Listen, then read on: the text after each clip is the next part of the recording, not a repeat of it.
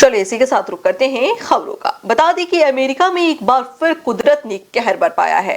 तेज तूफान और बवंडर की चपेट में आकर अब तक 25 लोगों की जान चली गई है। केंटकी और मिसौरी जैसे राज्यों में हालात बेहद गंभीर है। कई इमारतें मलबे में तब्दील हो गई हैं और राहत कार्य युद्धस्तर पर जारी है।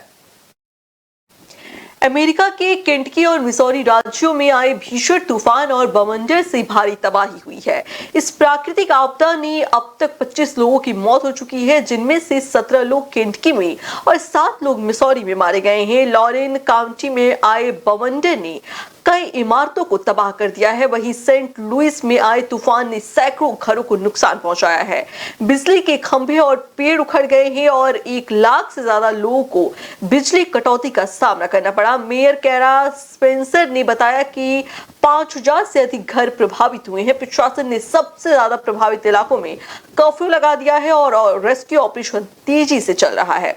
इसी खबर पर ज्यादा जानकारी के लिए हमारे साथ हमारी सहयोगी नुतन जुड़ चुकी हैं। नुतन, जिस तरीके से इस तबाही का मंजर देखा जा रहा है, क्या अमेरिका जैसा शक्तिशाली देश इस तरह की घटनाओं को क्या उसको पहले चेतावनी नहीं दी गई थी? मौसम विभाग ने क्या पहले जानकारी नहीं साझा की थी इसकी? जी, पहले तो मैं आपको बता दूं कि अमेरिका के केंटकी और मैसूरी राज्यों में तूफान और ये जो बवंडर आया है, इसके कारण काफी ज्यादा तबाही मच चुकी है। और रही बात जो मौसम वैज्ञानिक हैं, जो पहले से अनुमान बताते हैं कि आज बारिश होने की संभावना है या फिर भूकंप आने की संभावना है, तो कहीं ना कहीं अगर वो बताए भी होंगे तो जो होना है, जो आपदा होता है, प्रकृति का दिक्कतें होती है, वो तो होती ही है।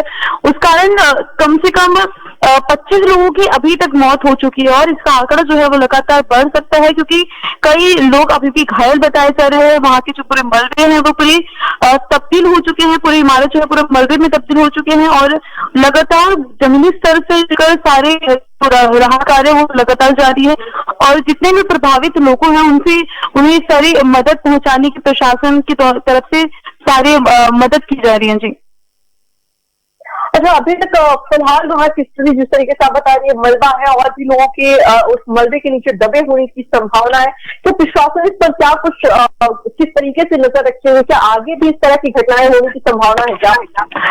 वही बात, आगे जो ये घटनाएं होने की संभावना है उस पर जो वैज्ञानिक है वो लगातार नजर बनाए हुए हैं और जैसे भी कोई खतरा पता चलता है तो वो अलर्ट कर देंगे।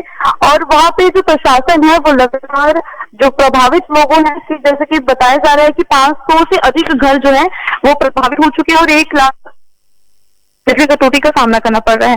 तो वहाँ पे लगातार रेस्क्यू ऑपरेशन जारी है। इलाके में कई जगह कर्फ्यू लागू कर दिया गया है ताकि लोग सुरक्षित जगह पे जा सकें और बाहर न घूमे। रेस्क्यू ऑपरेशन भी लगातार जारी है और जितने भी जो लोग घरों को नुकसान के आकलन किए जा रहा है और जितने इमारत ढहे हैं और जो भी मलबे में दबे लोगों को भी निकाला जा रहा है और जो घायल है वगैरह उसके भी आंकड़े बढ़ सकते हैं। उसकी जांच सारी की जा रही है और लगातार वहां पे तनाव बना हुआ है अमेरिका में, लेकिन प्रशासन की जो पूरी निगाहें है वो पूरी अच्छी से वहां पे है और वो लोग सारे राहत कार्य में जुटे हुए हैं। जी, क्या कोई हिस्टोरिकल केसेस भी ऐसे हैं जो पूरे तूफान में शामिल हुए हैं और उनको भी कुछ नुकसान पहुंचा है? जी, लगे से जैसे कि अमेरिका के केंटकी और मैसूरी राज्यों में भूकंप आया और उसके आसपास के जिले जो भी होंगे राज्य भारी भी भूकंप के झटके कहीं ना कहीं महसूस हुए हैं।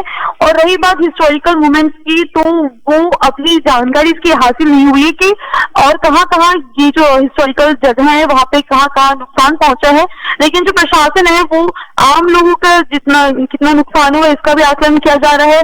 कितने लोग प्रभावित हुए हैं, कितने का इमारत जो है, ये सारी चीजों के आकलन किए जा रहे हैं। साथ साथ में हिस्टोरिकल जगहों का भी आकलन किया जा रहा है कि कहाँ नुकसान हो गया और कहाँ पे लोग दबे हुए हैं, सारी चीजें। जी, क्या इस पे अमेरिकी राष्ट्रपति डोनाल्ड ट्रंप का कोई बयान आया? उन्होंने जो मलबे में दबे हुए लोग हैं या फिर जिनके घरों को नुकसान पहुंचा है, जितने सारे लोगों की डेथ हो चुकी है, क्या उनकी तरफ से कुछ मदद की अभी तक कुछ अधिकारी?